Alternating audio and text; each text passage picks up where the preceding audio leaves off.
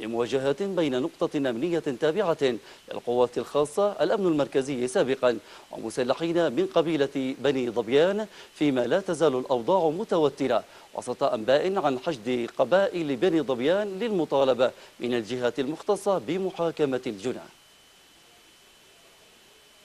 وسط سخط شعبي واستياء واسع بين شرائح المجتمع اليمني، لا يزال مسلسل الانفلات الأمني هو السائد بين الفينة والأخرى، إذ لم تستطع الحكومة الحالية بكل مقوماتها حفظ ماء وجهها في عاصمة الدولة اليمنية، ناهيك عن بقية المحافظات حسب ما تؤكده مجريات الأحداث.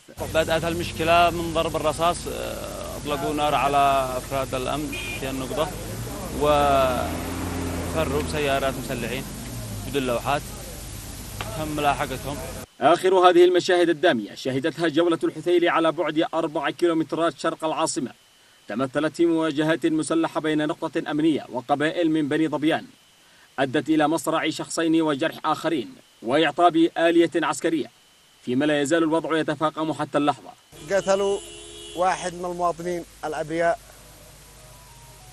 يعمل في مؤسسة الحثيلي.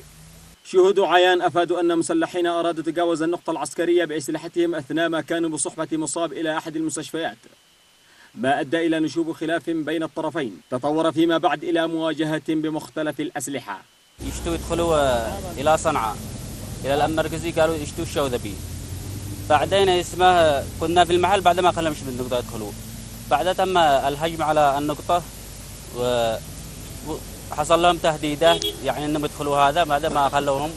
كان في منهم جماعة يقولوا لا تدخلوا لا كذا هي دولة هي كذا، قالوا لا يشتوا يدخلوا. بعدين بقي اشتباكات وتم حرق مدرعة.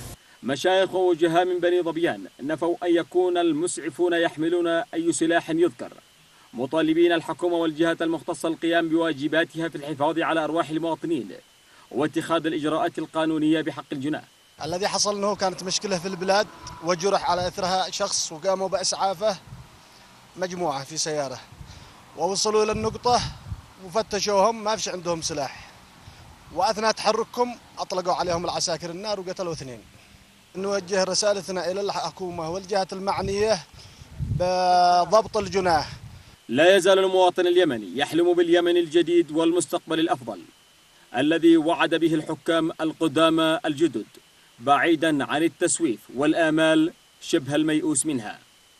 فارس الصليحي، اليمن اليوم، صنعاء.